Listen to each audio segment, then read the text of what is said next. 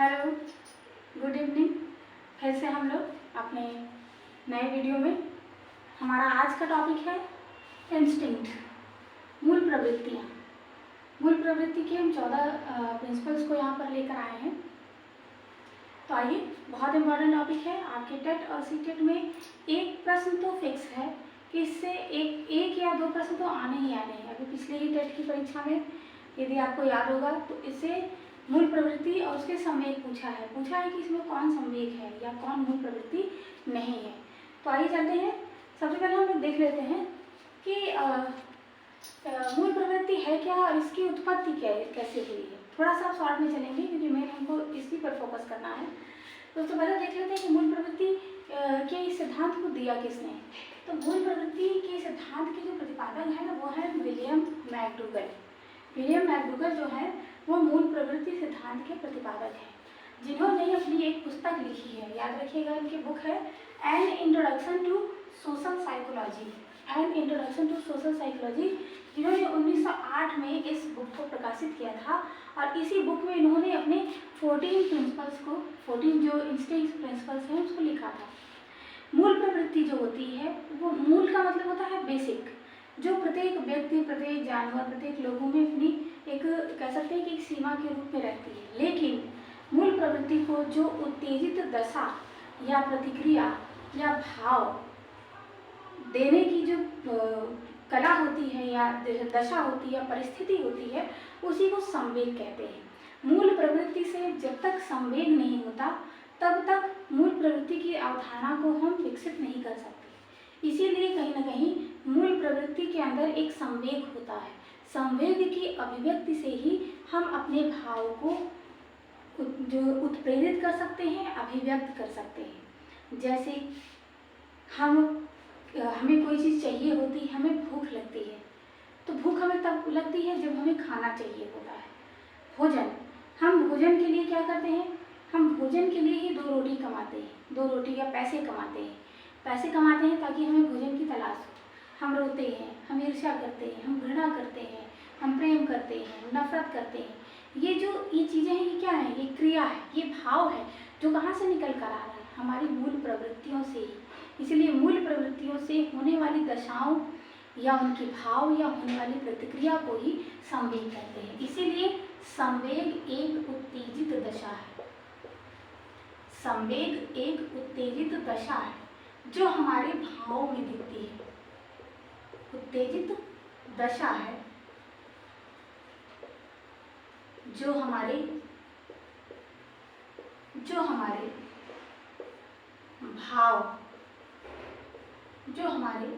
भाव में दिखती है या झलकती है, दिखती है या झलकती है। जैसे रोना, कि हम रोते हैं तो रोना किस लिए होता है, या तो हमें कष्ट होता होगा, या हमें किसी ने कुछ कह दिया होगा, या हमें कोई हमारी प्रिय चीज़ हमसे छूट गई होगी। तो इस तरीके की बहुत सारी जो अभिव्यक्ति होती है। इसीलिए उत्तेजित दशा शब्द जो यूज किया गया, जो भाव शब्द यूज किया गया, वही है संवेग। उसी को कहते हैं संवेग। जो विशेष परिस्थिति हमारे चेहरे पर, जो विशेष परिस्थिति हमारे चेहरे पर देखने को मिलती है, वही होती है संवेग। जो हम महसूस करते हैं और महसूस करने के बाद हम उसे अपने कार्यों में धारण करते हैं, वही होता है संवेग। इसीलिए संवेग एक फीलिंग है जिसे हम अपने विचारों के द्वारा परिमार्जित करते हैं। जैसे हमें बहुत कष्ट होता है, कष्ट बहुत होता है, तो कष्ट अंदर नहीं होता, कष्ट जब हमारे भाव में दिखाई देते हैं। जैसे हमारा कोई अपना हमें छोड़कर चला जाता है तो हम किसी से बोलते, खाते पीते नहीं हैं। जैसे आपने देखा अशोक वाटिका में माता सीता उस पेड़ के नीचे बैठकर भगवान श्री राम को याद करती हैं, कष्ट में रहती हैं, क्योंकि उनका प्रिय कोई है जो उनसे बहुत दूर चला गया है, या वो वहाँ से किसी न किसी रूप में ले आई गई है जबरदस्ती। तो इस तरीके की जो प्रतिक्रियाएँ होती हैं वो होता है संवेग। इसीलिए 14 प्रिंसिपल्स को विलियम मैकडूगल ने अपनी पुस्तक में इन्हीं संवेगों के माध्यम से संबद्ध किया है कि मूल प्रवृत्तियों की अवधारणा जब तक हमारे विचारों से नहीं झलकेगी तब तक तब तक हम अपनी व्यथाओं को, अपनी आदतों को, अपने भावों को दूसरों के सामने संबोधित नहीं कर सकते। जैसे शेर को हमने देखा, तो शेर को देखा तो क्या हुआ हमारे अंदर? शेर को देखने पर क्या हम वहीं खड़े रहेंगे? भाग जाते हैं, पलायन कर जाना। शेर को देखते ही हम भागते हैं। क्यों भागते हैं? क्यों भागते हैं? क्योंकि हमें शेर से भय है। आइए हम थोड़ा सा 14 प्रिंसिपल को गौर कर लेते हैं और ध्यान से ही सारे 14 प्रिंसिपल को आप लोग नोट कर लीजिएगा। आइए देखते हैं। सबसे पहला जो मूल प्रवृत्ति है, इंस्टिंक्ट, वो है पलायन या भागना। पलायन कब होता है? जब हमें किसी चीज़ से भय होता है या हमारी इच्छा की पूर्ति नहीं हो पाती, तब हम एक स्थान से दूसरे स्थान पर पलायन करते हैं। जैसे हम कभी एक जगह जॉब करते हैं, वहाँ हमें सही ढंग से वेतन नहीं मिलता या हमारी अच्छी इनकम नहीं हो पाती, तो हम उस संस्थान से या उस जगह से या उस शहर से पलायन करते हैं। मूव करना, जिसको हम कहते हैं मूव करना। तो क्या होता है? हम चले जाते हैं। तो ये किसी न किसी तरीके से हमारे मन में धारणा बनी होती है जिससे हमारे जीवन की आपूर्ति नहीं हो पा रही। तो कहने का मतलब कि जो विलियम मैकडूगल ने जो पहली मूल प्रवृत्ति बताई है वो है पलायन या भागना। किसी चीज़ को देखकर भागना या किसी से मुंह छुपा कर भागना। पलायन का जो संवेग होता है भय, अर्थात शेर को देखते ही पलायन कर जाना, भाग जाना। वो संवेग कौन सा निकल रहा है? भय। दूसरा है युयुत्सा। एक और नाम दे सकते हैं, युयुत्सा तत्सम शब्द है। युयुत्सा का मतलब जो युद्ध से या युद्ध जिसको प्रिय है, युद्ध प्रेमी या युद्ध की इच्छा रखने वाला। और युद्ध की इच्छा कौन रखता है? जिसके अंदर ईर्ष्या होती है, घृणा होती है। अच्छे व्यक्ति कभी भी युद्ध नहीं चाहते। जैसे सीधा सा एग्जाम्पल, शांति दूत बनकर भगवान श्री कृष्ण आए थे। उन्होंने अगर उनके मन में होता तो वो कभी राजदूत बनकर न आते। वो ये चाहते थे कि युद्ध से किसी का भला नहीं होता, लेकिन कौरव युद्ध चाहते थे। दुर्योधन के अंदर घृणा थी कि वो सारे के सारी भूमि को वो अपने हाथ में कर ले, वो अपने भाइयों को कुछ न दे। तो दूसरा जो मूल प्रवृत्ति है वो है युयुत्सा अर्थात युद्ध प्रिय। तो इसका जो संवेग है क्रोध। युद्ध तभी होता है जब हमारे अंदर प्रेम नहीं होता। घर में कलह झगड़ा तभी होता है, झगड़ा भी तो युद्ध है नॉर्मल सा, वो तभी होता है जब हमारे अंदर एक दूसरे के प्रति प्रेम नहीं होता, क्रोध भरे होते हैं, ईर्ष्या, जिसको बोलते हैं एंगर। तीसरा है निवृत्ति या अप्रियता। निवृत्ति अप्रियता। कभी कभी आपने देखा, अभी हमने आपको बताया कि भगवान श्री कृष्ण कि अर्जुन की जितनी भी तारीफ करते थे, दुर्योधन हमेशा चिढ़ जाता था। दुर्योधन चाहता था कि मैं ही उनके लिए प्रिय बनूं, न अर्जुन न प्रिय बने। तो कहने का मतलब निवृत्ति का मतलब छोड़ देना या परित्याग कर देना या किसी को प्रिय न लगना। तो उसका जो संवेग होता है वो है घृणा। और सबसे शुद्ध शब्द है जुगुप्सा। जुगुप्सा एक रस है, उसका स्थायी भाव है और वो है विभत्स रस का। विभत्स रस का स्थायी भाव है जुगुप्सा, अर्थात संवेग भी एक तरीके का अस्थायी भाव है जो हमारे भाव में देखने को मिलते हैं। जुगुप्सा को या घृणा को एक और अंग्रेजी में शब्द यूज करते हैं डिस्गस्ट, जैसे बोलते नहीं है डिस्गस्टिंग, तो उसी को बोलते हैं डिस्गस्ट। अगला है शिशुरक्षा या संतान की कामना। संतान की कामना, संतान कामना का मतलब कि जब एक वात्सल्य होता है, वात्सल्य सबसे नहीं दिखाया जाता, वात्सल्य अपने बच्चों से ही दिखाया जाता है। संतान की कामना या शिशुरक्षा, इसको ये एक मूल प्रवृत्ति है और इससे कौन सा संवेग निकल कर आता है? वात्सल्य, जिसको अंग्रेजी में बोलते हैं टेंडर। इसके बाद है संवेदना शरणागति। संवेदना शरणागति, हम लोग कहते हैं कि हमारे शरणागत भगवान विष्णु हैं। क्यों कहते हैं? क्योंकि वो सबके दुख को, सबके तकलीफ को, सबके कष्ट को हरते हैं। तो संवेदना और शरणागति हमारी मूल प्रवृत्ति है और उसका भाव जो निकल कर आता है वो है कष्ट या करुणा, जिसको बोलते हैं इमोशंस। इसके बाद है काम, जिसको हम बोलते हैं सेक्स। इससे तो सभी परिचित है। कामुकता, जैसे माता को देख के एक अलग प्रवृत्ति होती है, बहन से अलग प्रवृत्ति होती है, पत्नी से अलग प्रवृत्ति होती है, प्रेमिका से अलग प्रवृत्ति होती है। जब हम अपने भावों को, अपने विचारों को एक शारीरिक संबंधों के माध्यम से पूरित करने का प्रयास करते हैं। आपने पढ़ा भी है फ्रायड का मनोविश्लेषणात्मक सिद्धांत, उसमें फ्रायड ने बहुत साइको एनालिटिकल थ्योरी को काफ़ी तरीके से एक्सप्लेन किया है। तो उन्होंने बताया था कि मनुष्य के अंदर कामुकता एक प्रबल संवेदी प्रेरक है। और आप जानते भी हैं चार्वाक का चतुष्टय धर्म, अर्थ और काम को गुण में वरीयता दी है। उन्होंने कहा है कि यदि इस जीवन की रचना अगर हुई है तो उसमें सबसे बड़ा रोल है वो इसी सेक्स का है। सेक्स का मतलब दो जेंडर्स मिलते हैं, एक आपका एक्स और एक वाई क्रोमोसोम्स, एक से पुरुष और एक से महिला। तो कहने का मतलब कि काम एक मूल प्रवृत्ति है जिससे कामुकता विकसित होती है, किसी से प्रेम संबंध बनाना या यौन संबंध स्थापित करना, इस तरीके की जो भी चीज़ें हैं वो है कामुकता, जिसको बोलते हैं लस्ट। इसके बाद है जिज्ञासा या कौतूहल, किसी चीज़ को जानने की इच्छा।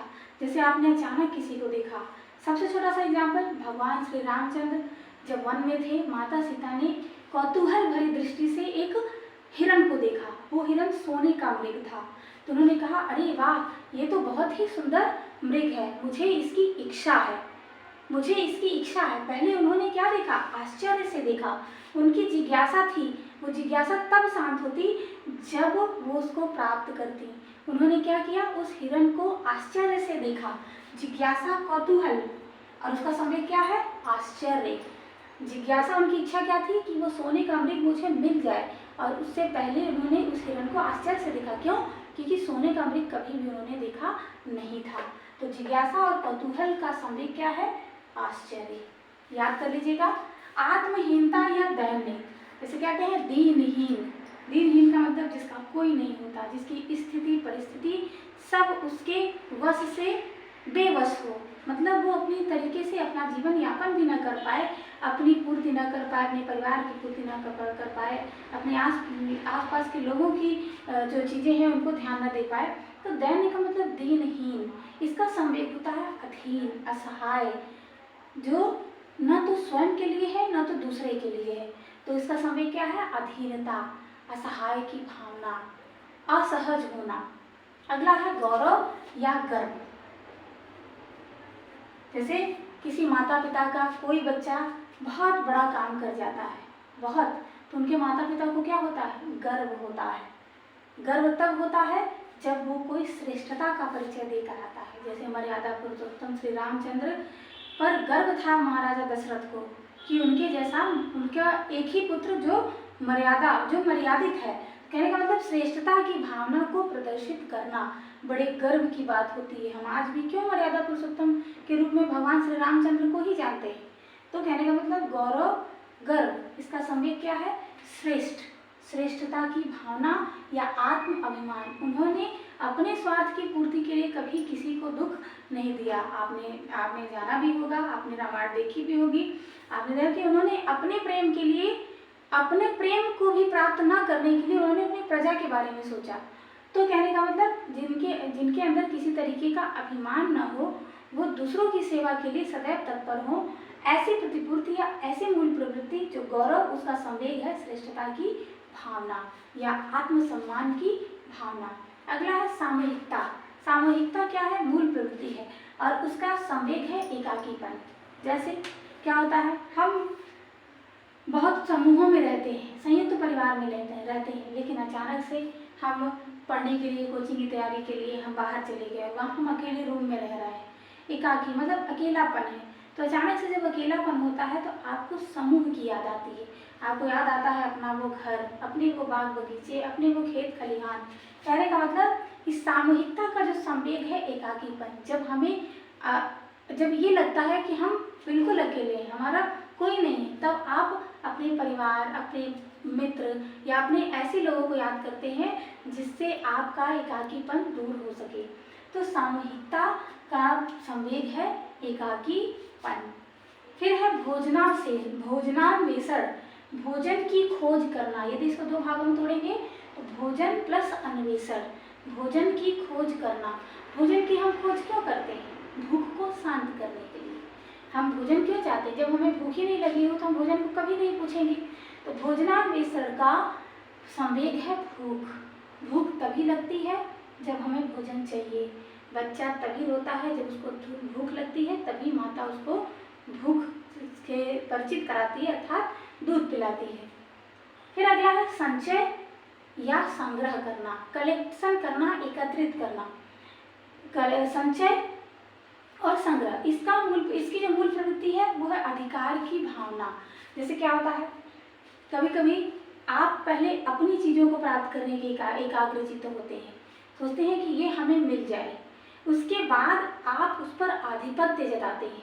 जैसे राजा होते थे, राजा पहले छोटे छोटे क्षेत्रों को जीतते थे, छोटे छोटे क्षेत्रों को। उसके बाद जब छोटी छोटी चीज़ें उनके पास आने लगती थी तब उनके अंदर एक लालच बढ़ जाता है कि अब ये छोटे छोटे से काम नहीं चलेगा, अब पूरा समाज, पूरा हर एक जो परिवेश है वो मेरा हो जाए, उनकी मुट्ठी में आ जाना। जैसे सबसे छोटा सा एग्जाम्पल, आप लोग गलत सेंस में मत लीजिएगा, जैसे हमारे भारत के प्रधानमंत्री नरेंद्र मोदी जी, वो पहले गुजरात के चीफ मिनिस्टर थे, लेकिन उसके बाद वो हमारे भारत के प्राइम मिनिस्टर हो गए। ऑनरशिप, सम्मान से किसी चीज़ पर अधिकार प्राप्त कर लेना, जबरदस्ती तो उनको अधिकार मिला नहीं, हमारे देश के लोगों ने सम्मान की दृष्टि से या देश के हित में ऐसे महान व्यक्ति को चुना। तो कहने का मतलब ओनरशिप, पहले एक राज्य के वो चीफ मिनिस्टर थे, लेकिन फिर हमारे संपूर्ण भारत के उनको जो है प्राइम मिनिस्टर बना दिया गया, यानी अधिकार की भावना प्रदर्शित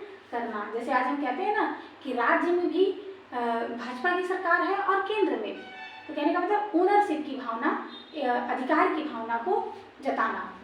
इसके बाद है रचना। जब हम किसी चीज़ को निर्मित करते हैं तो उसमें क्रिएटिविटी की भावना आती है। जब हम वैज्ञानिक किसी छोटी छोटी वस्तु को एकत्रित करते हैं और वो छोटी वस्तु को एकत्रित करने के बाद एक नया रूप देते हैं, उसी को कहता है विज्ञान। एक छोटे छोटे ज्ञान से ही, जैसे विज्ञान आप जानते हैं कि विज्ञान जो है वो दो शब्दों से मिलकर बना है, वि प्लस ज्ञान। वि का मतलब होता है विचार और ज्ञान का मतलब हमारे दिमाग में जो उस वस्तु या विषय से संबंधित जो परिस्थितियाँ चल रही हैं उन पर विचार करना। जब हम विचार करते रहते हैं तो एक परिस्थिति ऐसी आती है कि हम कुछ नई चीज़ों का इनोवेशन करते हैं, उसी को बोलते हैं रचनात्मकता। इसके बाद हमारा लास्ट जो मूल प्रवृत्ति है वो है हास्य। हम हंसी मजाक कब करते हैं या क्यों करते हैं? जब हमें बहुत सारी चीज़ों का मनोरंजन मिलता है। जैसे हम कोई मूवी देखते हैं तो हमें हंसी आती है, हम टीवी में मनोरंजन करते हैं, आमोद प्रमोद के साधन, एंटरटेनमेंट के साधन जिसको हम बोलते हैं। तो हास्य यानी हमें अच्छा तब लगता है जब हमारे मनोरंजन, जैसे बच्चे हैं, बच्चे भी हमारे मनोरंजन के साधन होते हैं। बच्चों से हठी ठठेली करना, खेलना कूदना, इस तरह की भावनाएं, या मोबाइल से आप मनोरंजन करते हैं, टीवी से मनोरंजन करते हैं, इस तरह की चीज़ें। तो ये क्या हुआ, हास्य का समय क्या हुआ, आमोद, जिसको बोलते हैं अम्यूजमेंट। तो ये आपके 14 गूगल के इंस्टिंक्ट प्रिंसिपल्स है, जिसको इन्होंने 14 रूपों में निर्मित किया है। और इसमें मुख्य रूप से आप ध्यान दीजिएगा, जिज्ञासा, गौरव, युयुत्सा, पलायन, संवेदना, ये आपसे कई बार पूछा हुआ है, कई बार पूछेगा। पूछा है कि करुणा क्या है, करुणा, तो बहुत लोग लगा दिए हैं मूल प्रवृत्ति, बट नो, करुणा मूल प्रवृत्ति नहीं है, इमोशंस है, संवेग है। अभी पिछला है जो यूपी टेट का एग्जाम हुआ है, ध्यान दीजिएगा, देखिएगा, बहुत सारे लोगों ने गड़बड़ किया है। ऐसे ही एक बार पूछा हुआ है घृणा क्या है, तो घृणा इमोशंस है और इंस्टिंक्ट है निवृत्ति या अप्रियता। तो इसको आप लोग अच्छे से याद कर लीजिएगा। और फिर यदि इसमें कोई भी प्रॉब्लम आपको होती है तो आप कमेंट्स के माध्यम से अपने विचारों को रख सकते हैं। तो आज के वीडियो में बस इतना ही, तब तक के लिए